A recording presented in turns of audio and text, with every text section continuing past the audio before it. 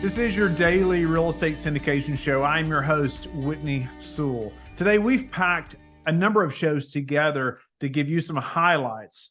I know you're going to enjoy the show. Thank you for being with us today. But when you get seasoned, you realize that when bad things happen, something good's going to come from it. That's made life a little easier for me to realize, okay, this is just one of those tests. It's a speed bump. Sometimes they're taller speed bumps, but I know something good's going to come from it. We adopted that philosophy. We tried to have fun, and we just didn't want to be trapped.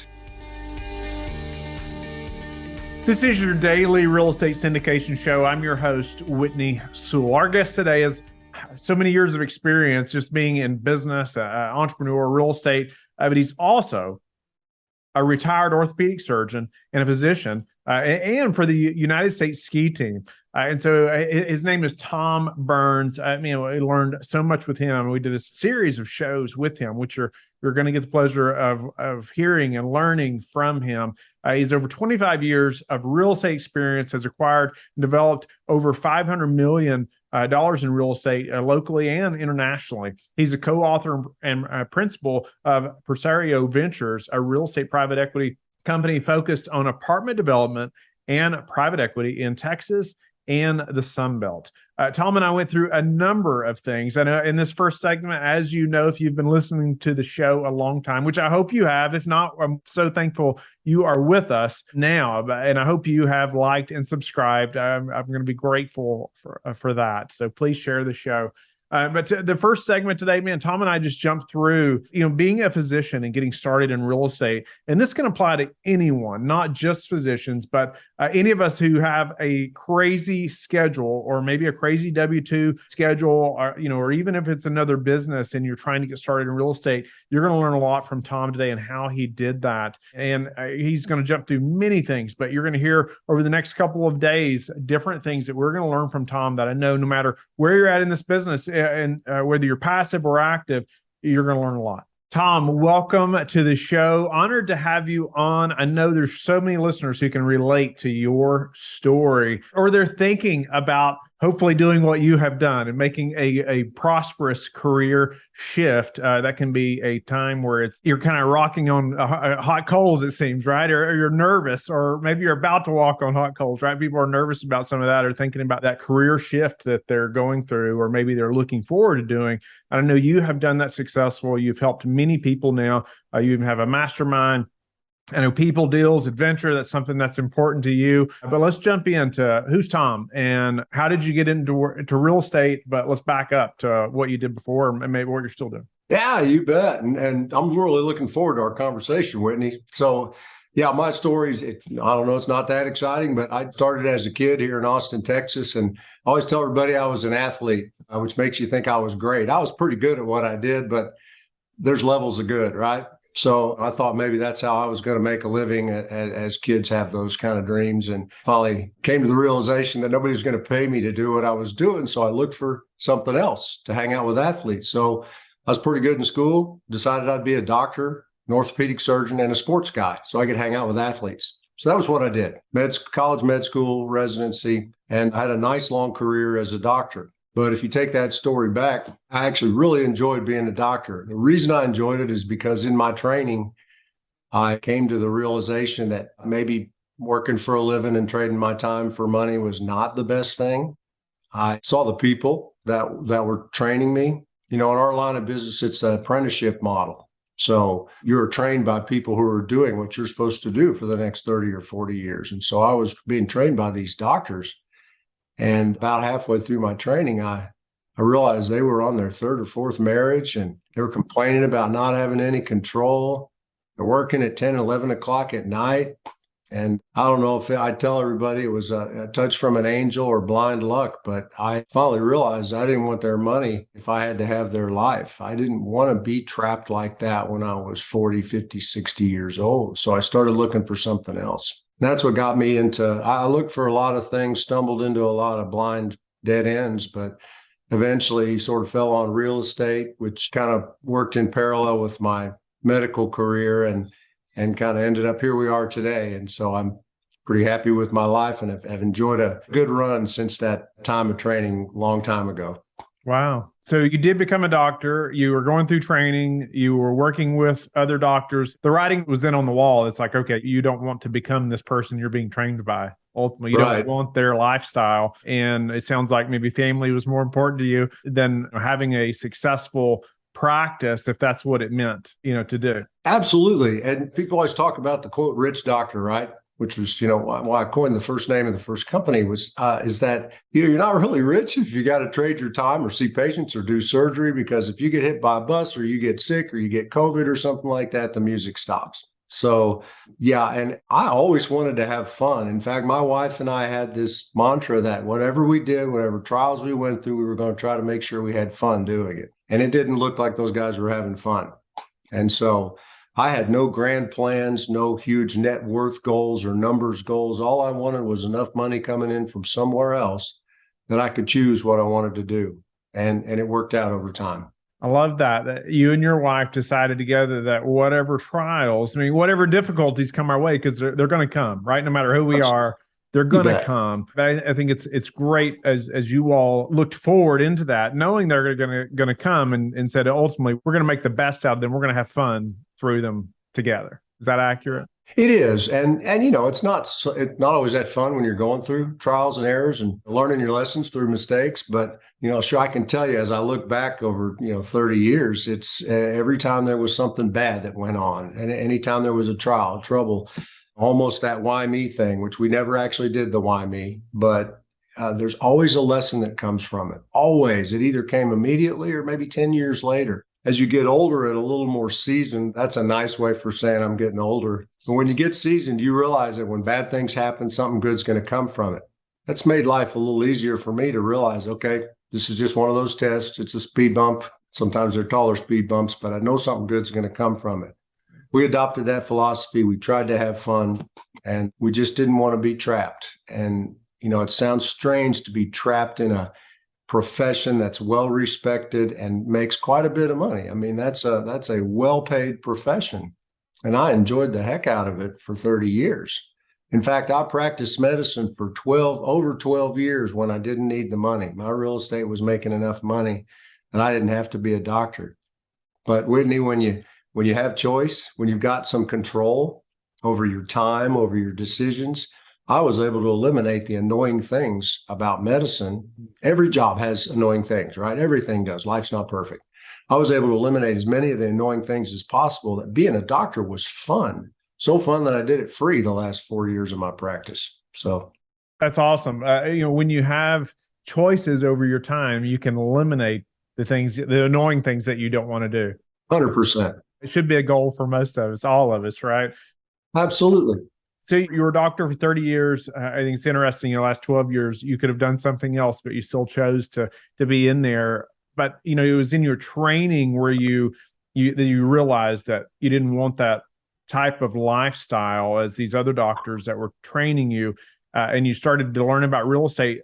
Speak to that a transition, or really it wasn't a transition, but how you were doing real estate, how you got into real estate while being a physician. I know there's numerous physicians who are investors with us who would love to do what you have done, right? And so how'd you get into real estate while working that busy schedule, or did you go into a certain type of practice where you didn't have to work as many hours, or what did that look like? Yeah, sure. And when you really want to do something, you'll always find the time, right? So now, this was a long time ago, a little bit before the internet was really going strong and there were no podcasts and things like that. Don't feel sorry for me. There was plenty of stuff there, but I made the decision then. So I looked at things. I looked at going into administration. See, I tell people it sounds pretty cool to wear a suit and carry a briefcase when you're wearing scrubs all the time, but that turned out to be a dead end, turned out to be employment, and I found out I was pretty unemployable. I looked at other things, building a business, trading stocks. I didn't have the money or the expertise to do either one of those, didn't have the time for either one either.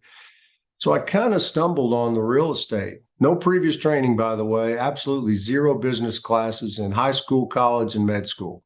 Big surprise. That's what most medical people go through. But I kind of like, real estate's pretty easy to understand. I think you'd agree. It's pretty straightforward, easy math. So I started learning about it. I grabbed books and read books about it. I did that through my training. So I didn't buy anything while I was training because I was poor as a church mouse anyway and working 80 hours a week. So I got out and then I did what's called a fellowship. This story has a good point. So a fellowship's an extra year of sports medicine training. I did it in Vail, Colorado with a really famous guy. Well, that guy was famous enough that everybody across the world came to see him, very wealthy people. And so I decided to keep my mouth shut and my ears open. And I would spend long periods of time talking to these people and just kind of learning how they made their wealth, how they thought about wealth, how they thought about life. And that became a good classroom for me. Again, no money to invest. And then I came back as a doctor, made a reasonable salary, paid off relatively meager debts. I did not want to put my family, I had a nice job. I didn't want to put my family at risk because of my attention deficit. So I kind of got some bills paid off. And by then I had gotten as much education as I could, or at least learning education, that I needed to go get some real education, meaning you need to jump in. You get your best education when you act and when you're in the game. So I just went and bought something very early, soon after I got out of training. I went and bought something. I bought a student condominium at the University of Texas. Wow. And knew nothing. I knew absolutely nothing. And the people involved in the deal just helped hold my hand and usher me through it. But you were in Vail, Colorado at the time. Is that right? And you're buying a deal in Texas? No. I was in Vail, Colorado, finished my time, moved back to Austin, Texas to start my doctor practice, and kind of used that money. I tried to live fairly frugally. We did buy a house, but not a big house. And so we kept our bills down, and I used what I had kind of a small salary actually at the time, and I used that to pay some bills off. And when all that was left was the house mortgage, I started saving money to invest with, and I just jumped in and bought something. So why real estate and not some other kind of investment, or a stock market or some kind of 401k, something the normal, the way we're typically guided, right, to invest for retirement?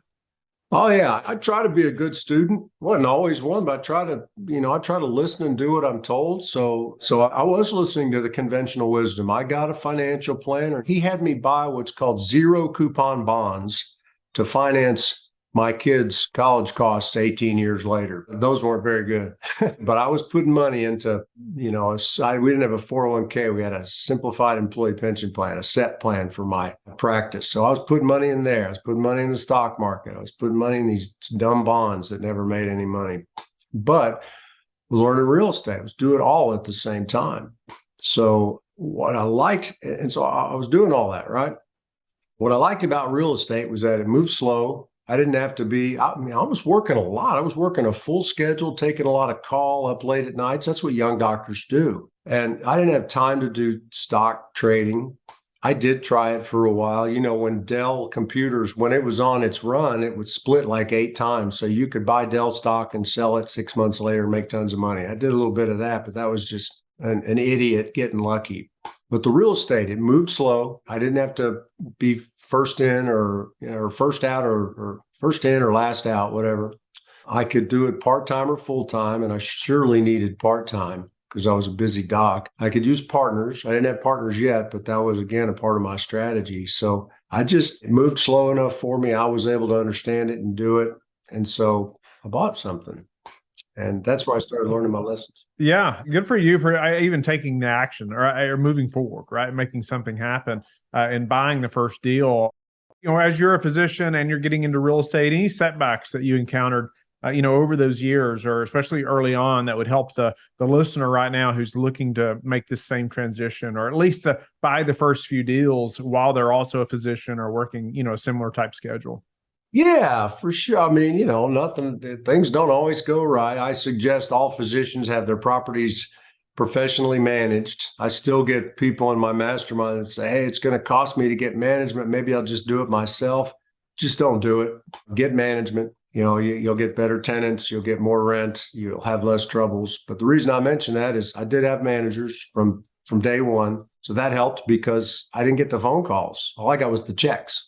Kind of a nice deal. I like that. I put a little money down, I get a check every month. So that's one thing. But I guess clue me back in on the question again. Yeah, because any setbacks that you encountered while trying to buy real estate, while working that physician type schedule? Yeah, that was probably Freudian. I probably wanted to forget about it. I've had tons. I've lost a lot of money. I've lost well over seven figures just because and those are lessons, right? Those are investments in my education. So people come to doctors, people come to folks with money. You sell a business and now you've got a big pile of money and you're supposed to be a good investor. Those that need equity for their projects are going to come to you. So you do fall prey to that somewhat. So I invested in some deals that looked good and weren't so good. So I lost money there.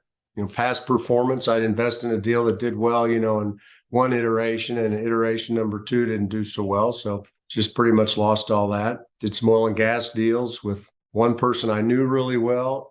It tanked, not because he was bad. It just that happens, and then somebody else that wasn't so good. I've run into my share of con men, criminals, and Ponzi schemers. Absolutely. One of them's in jail. Some of them have ended their own lives. And so those people are out there. So you just learn, you become a little more discerning. And even when I thought I had learned how to judge people, how to judge a deal, you're always still learning. And that translates to, I still lost some more money. So I lose a lot less money right now. And so those lessons have come back to help me make more money. But yeah, lost a ton of money. Sometimes those deals, you have to go the legal route. And nobody wins. We've won legal battles, big, very big, to where the judge said, this is stupid. You guys shouldn't have ever done, really on our side, but you still lose.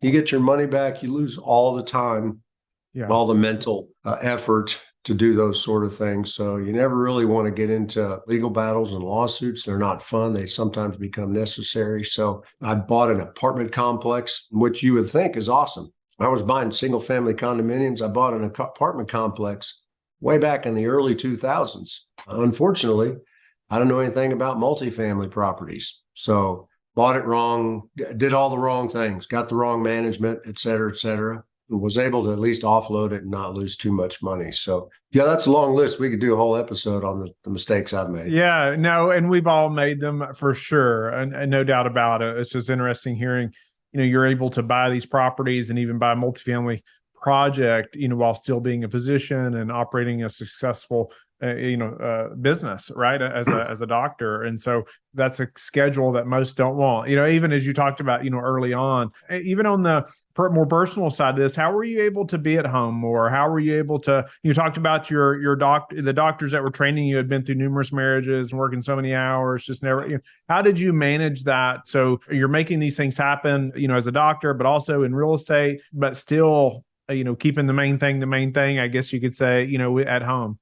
Yeah. When you start out, any job, any profession, you're working hard, right? You're learning, you're working, you don't know your craft that well. You're not smooth in your craft. So I was working a lot. So my real estate time was evenings before work and weekends. Big surprise, right? But you can do that to start out with.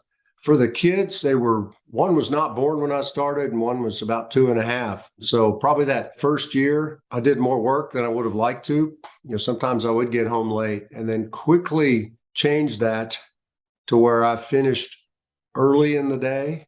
Just sequentially, as the passive income started increasing, I started eliminating some time that I was working. First thing I did was eliminate Friday afternoons, I felt like I was Elon Musk. I had 2.5-day weekend. I was free, right? It was a big deal back then. So I got to where I would finish early. And so because I wanted to be at the bus when the kids got home at 3:30, and I started doing that very early. So, 0 and almost 3 years old, by the time they were 5 and 6, I had adjusted my schedule and it cost me a little money. But, the benefits were already pretty evident. They loved it. And I met them at the bus and I jumped on the trampoline with them when they brought their kids home. Kind of silly for an orthopedic surgeon to have a trampoline. You think I was trying to create business, but nobody hurt themselves until they were seniors in high school. Tom, welcome back to the show. Honored to have you back and very grateful for your time. I know yesterday we dove into, your background and getting started in real estate as a physician and really the training that took place where you observed other people that, man, you thought you wanted to be that, but you discovered pretty quickly maybe that wasn't the path that was best for you and your family as a whole. And I'm so grateful just for your perspective on family versus making another dollar, because that's not typical. I'm learning anyway. And so I just appreciate that, and just you being transparent and real about that. So I encourage the listeners to go back and listen to yesterday's shows. You're going to learn a lot about Tom, but I want us to dive in today and really more about multifamily, more about your business, Tom, and focusing in on multifamily and how you grew in this asset class specifically. But let's dive in there. You bet. I'm all yours. Multifamily. I mean, why multifamily, Tom? I think you're in a number of things, right? Or you've invested in lots of different things. Very experienced investor. Why multifamily specifically, or maybe you like some other asset classes just as much? Yeah. It's my story is long, and I'll just keep it short. So as we talked about before, I started with, single student condos that grew into complexes, bought other things at the time.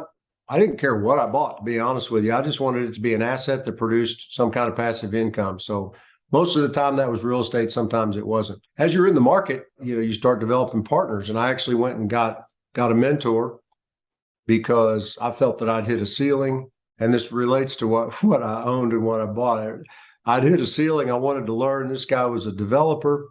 We were friends, and I worked for him for 18 months for free, while I was a doctor, canceling afternoon office, again, foregoing more income so that I could learn. And I didn't get paid. We just did a lot of land deals, build-to-suits, some bank franchises, things like that. But out of that came a deal where he and I built a very large, pretty large, 155,000 square foot medical office complex. So he and I own that to this day. That was one thing. And what happens, though, is when you're in the market buying condos, you're building an office complex, people start to realize you're there. They want to partner. And over time, I met another gentleman that we really meshed well together. We knew each other for 4 or 5 years. He had met me. I was actually speaking in another state. He met me at the break, and they moved to Austin. We became friends. He's my current partner.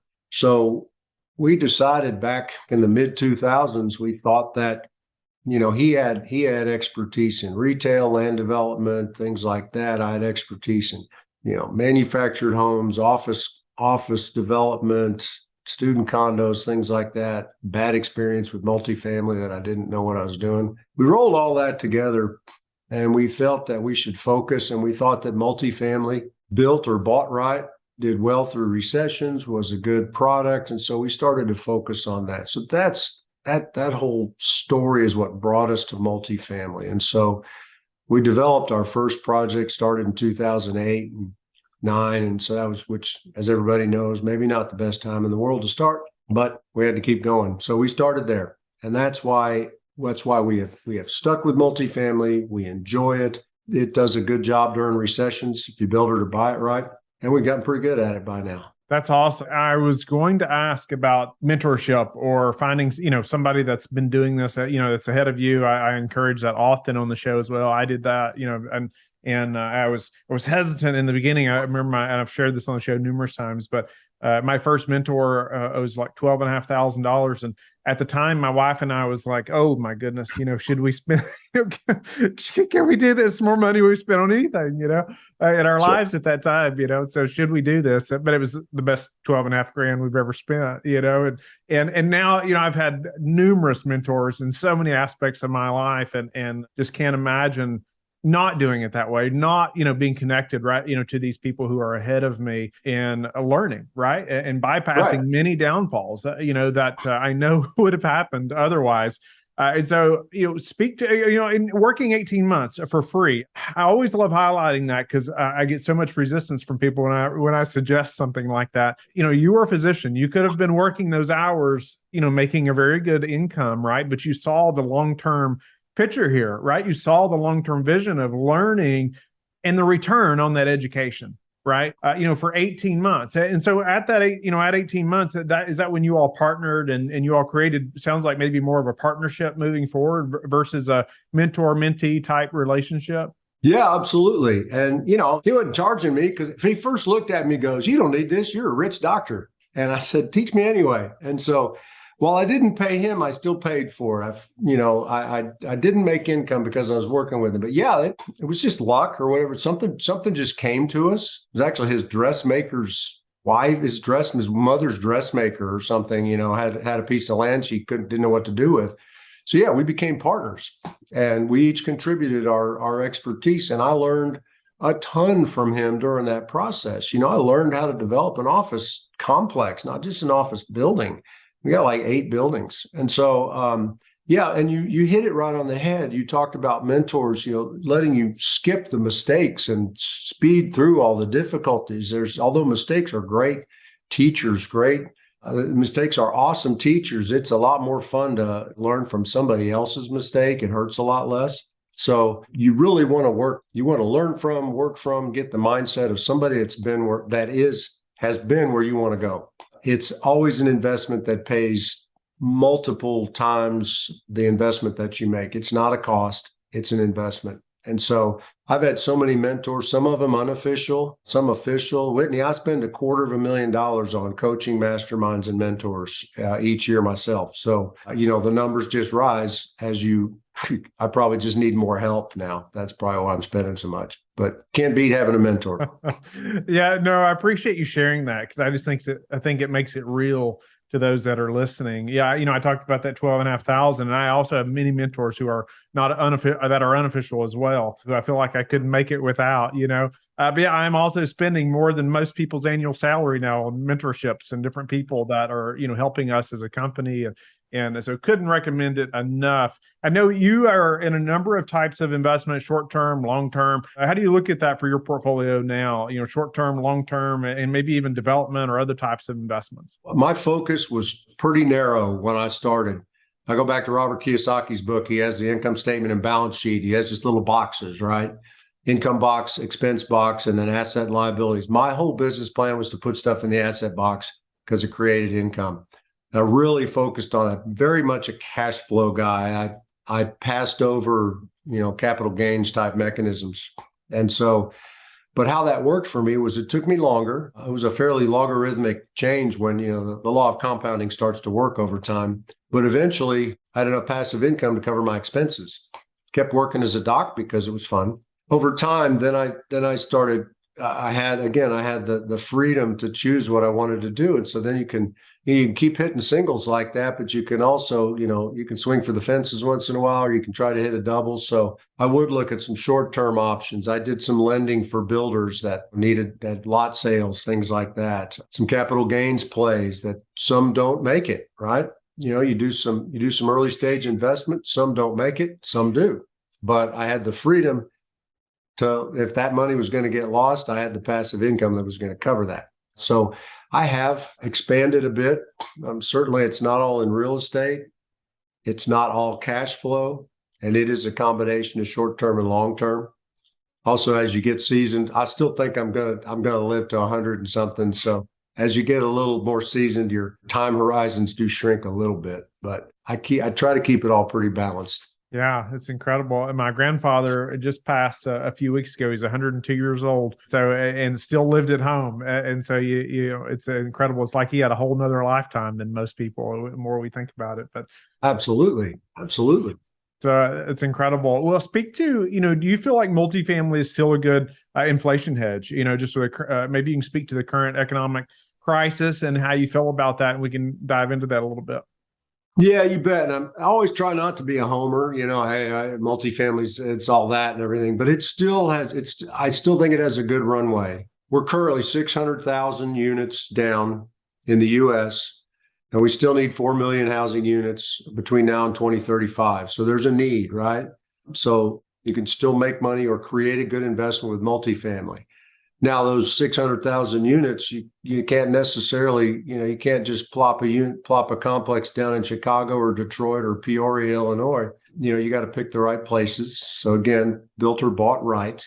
So if you pick the right area to build or you pick the right area to buy, most of us know where those are. It's Texas is the center of the universe, but Florida, the Sun Belt, Colorado, Idaho, there's a lot of really great places. So we have stayed the course. Our pencils are a little sharper than they were before. We had quite a big pipeline in Q1 of this year and didn't like the way the economy was going. And we squished that pipeline down. We canceled some deals just to make sure that we did the best of the best. But people need a place to live. If we go into some sort of recession, it will crimp everything.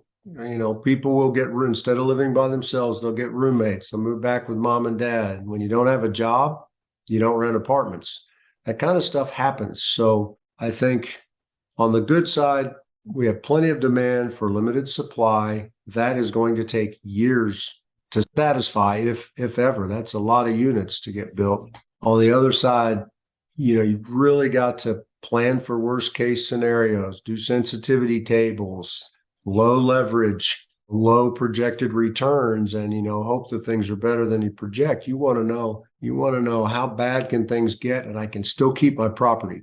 Because when times are bad, it's not fun to not distribute profits, but it is fun to keep your property and just tell your investors, hey, we're not going to distribute profit because we need everything to keep the property, but the property's holding itself up and the tenants are paying our loan down.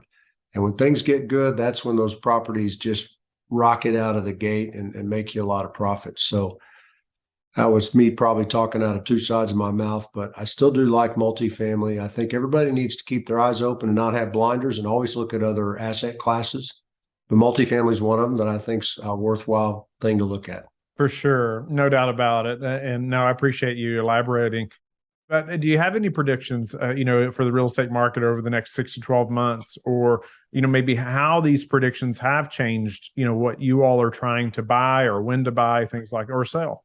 Yeah, my crystal ball remains cloudy, so I'm not smart enough to predict. But, I think I had originally thought that give it 12 to 18 months and the Fed will start easing. Maybe that'll happen. But again, I don't know what's going to happen, but I think there's going to be headwinds. I think we could, you listen to Kiyosaki and Bert Dolman and a few people, and I think we're maybe going into recession. It's sort of that phase, 80 or 90 years, 70, 80 years between depressions, and we're about due. So I think that to expect anything remotely close to what we've had would be folly. I think you need to really be conservative in your expectations. I think as an investor, you need to be conservative, and as a sponsor, you need to project conservatism to your investors. If you beat that, awesome. It's not fun to project high and produce low. I think we're in for some issues. They're going to try to whoever they are going to try to kick things down the road as long as possible. I don't know how long government can handle these interest rates because the debt clock is giant. It's trillions and trillions of dollars. So that was a lot of blabber for. I think you need to stay in the market, because that's when it'll change, and you need to be really prudent on your underwriting and conservative in your expectations. I know you work with a number of investors now and through your mastermind, and what kind of advice do you give for beginners who are looking to invest in commercial real estate, but they do have the W-2 or whatever, they're not looking to become an operator, but as they discover passive investing into the syndications like ours or ones like you have, how do you advise them? What are some things that they need to know as they get started? Yeah, you bet. I always tell everybody first, figure out why you're doing all this. Have a good reason why you're doing it, not just to have more money. There's that, because times are going to be up and down. You got to want to be able to stay the course. And you got to get educated. Listen to your podcast. Read some books. It is so easy to listen to or read books now that there's a limitless supply of information. And as you read general things, you'll find your niche, whatever you want to learn about. That's great. As you learn that, and as you listen to podcasts, you'll hear people that you connect with. And over time, you can find associations. One of the biggest things is to get associated with people that are moving in the same direction you are, and hopefully people that are already where you want to be. Networking, right? Your network is your net worth. That's what Kiyosaki always says. And I totally agree with that. So as you do all that, then you'll start getting deal flow. And, if you've got money, deals are going to find you. Those are going to be good deals and bad deals. They'll both find you equally, and they wear the same clothes often. Yeah. So you want to be supported with a community that will help you evaluate these deals. Try not to be the Lone Ranger. Have somebody, if the listeners, if you get a deal, get Whitney to look at it. He's seen a jillion deals. Get somebody to oversee it and say, this is maybe a little rich for the sponsor, or maybe they're expecting a little bit much, or gee, this looks like a good deal. Because you want to, if you're investing passively, you're counting on somebody else's ethics, their network, their experience, and you're going to provide your capital so that the two of you, and they're going to provide their experience, you're going to make a profit. Be nice to know it's somebody you can trust. Bernie Madoff had a lot of friends for 20 years, and so things didn't go so well. So you want to potentially invest with people that you know and trust that are friends of yours. They will have maybe invested with somebody else. So try to get in with sponsors that you know. I also suggest these days maybe try to find one with some gray hair that maybe did investments prior to the Great Recession, because recessions, depressions, and bad times are awesome teachers. And a lot of times people that have been through that can see a little farther over the horizon than folks that have only seen good times. So, be prudent. And if you're not sure and you've done all those things, bet small. If you bet small, if you win, great, you'll win small. But if you lose, you'll lose small too. So once you and then you'll start knowing what's a good investment. So as your education grows, so can your investment, and so will your passive income.